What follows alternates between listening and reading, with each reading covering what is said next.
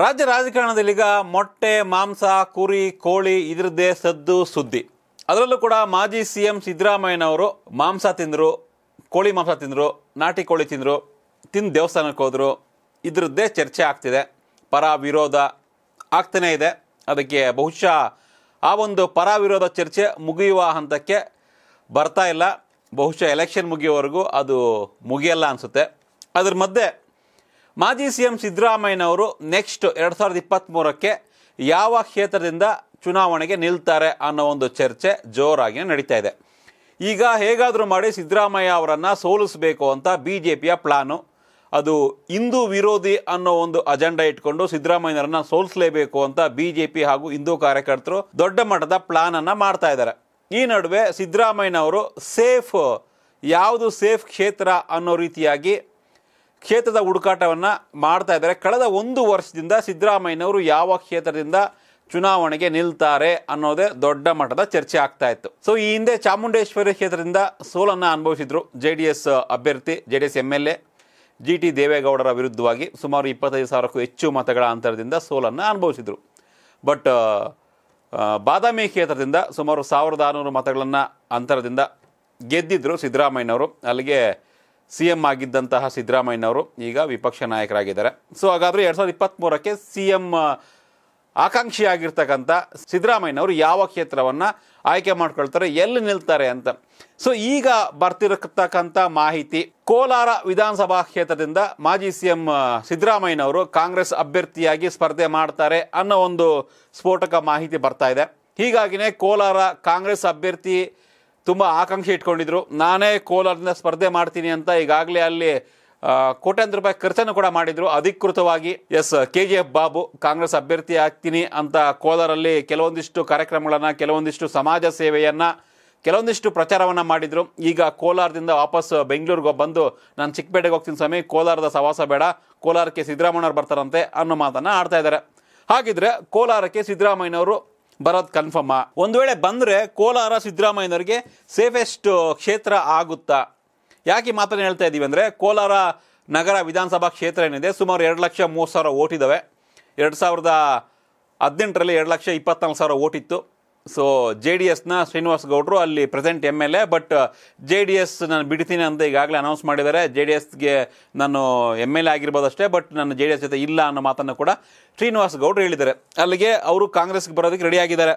ಆದರೆ 2023ಕ್ಕೆ ಸಿದ್ದರಾಮಯ್ಯನವರು ಬಂದರೆ ಅವರಿಗೆ ಕಾಂಗ್ರೆಸ್ ಟಿಕೆಟ್ ಇಲ್ಲ ಅನ್ನೋದು ಕನ್ಫರ್ಮು. ಸೊ ಯಾಕೆ ಸಿದ್ದರಾಮಯ್ಯನವರಿಗೆ ಕೋಲಾರಕ್ಕೆ ಬನ್ನಿ ಅಂತ ಕಾಂಗ್ರೆಸ್ ನಾಯಕರು ಕರೀತಾ ಇದ್ದಾರೆ ಅಂದರೆ, ಒಂದು KH ಮುನಿಯಪ್ಪ ಅವರ ಪ್ರಭಾವವನ್ನು ಕಡಿಮೆ ಮಾಡಬೇಕು, ರಮೇಶ್ ಕುಮಾರ್ ತಮ್ಮ ಪ್ರಾಬಲ್ಯವನ್ನು ಮತ್ತೆ ಹೆಚ್ಚಳ ಮಾಡ್ಕೊಬೇಕು ಕೋಲಾರ, ಚಿಕ್ಕಬಳ್ಳಾಪುರ ಒಂದು ಭಾಗದಲ್ಲಿ, ಹಳೆ ಮೈಸೂರು ಭಾಗದಲ್ಲಿ. ಹೀಗಾಗಿ ಸಿದ್ದರಾಮಯ್ಯನವ್ರನ್ನ ಕೋಲಾರಕ್ಕೆ ಬನ್ನಿ, ನಿಮ್ಮನ್ನು ಗೆಲ್ಲಿಸೋ ಜವಾಬ್ದಾರಿ ನಮ್ಮದು ಅನ್ನೋ ಒಂದು ಮಾತನ್ನು ಆಡ್ತಾ ಇದ್ದಾರೆ. ಜೊತೆಗೆ ಒಂದು ರೀತಿ ಸೇಫೆಸ್ಟ್ ಕ್ಷೇತ್ರ ಅಂತಲೂ ಹೇಳ್ಬೋದು. BJPಯ ಪ್ರಾಬಲ್ಯ ಅಷ್ಟಾಗಿಲ್ಲ ಕೋಲಾರ ಸಿಟಿಯ ವಿಧಾನಸಭಾ ಕ್ಷೇತ್ರದಲ್ಲಿ.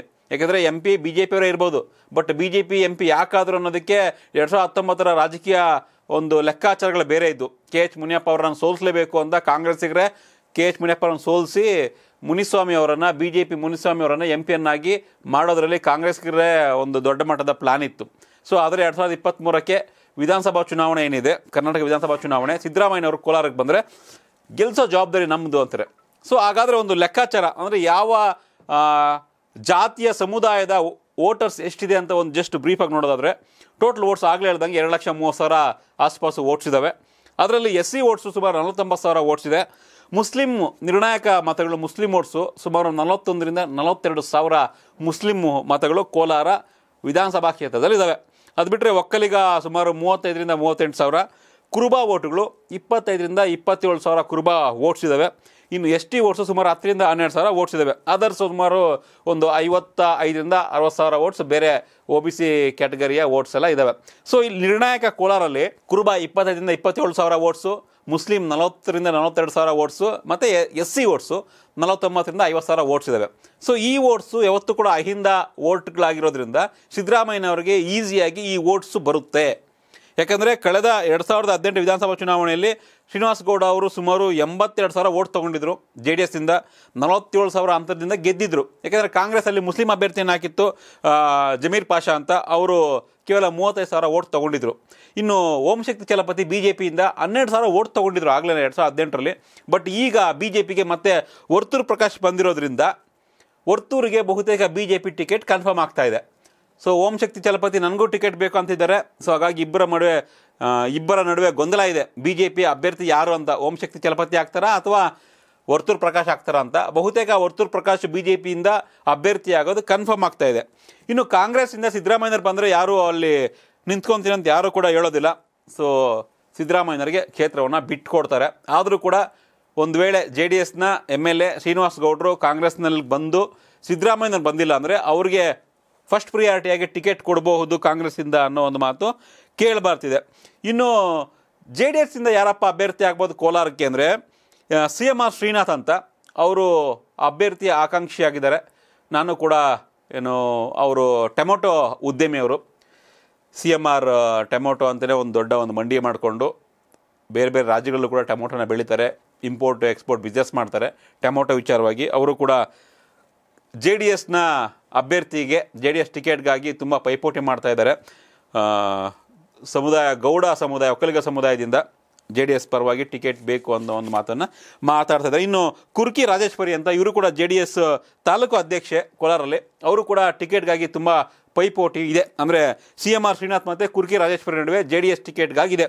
ಬಟ್ ಸಿದ್ದರಾಮಯ್ಯನವರು ಒಂದು ವೇಳೆ ಕಾಂಗ್ರೆಸ್ಸಿಂದ ಕೋಲಾರಕ್ಕೆ ಬಂದರೆ ಒಂದು ರೀತಿ ಈಸಿ ಟಾಸ್ಕ್ ಅಂತಲೇ ಹೇಳ್ಬೋದು.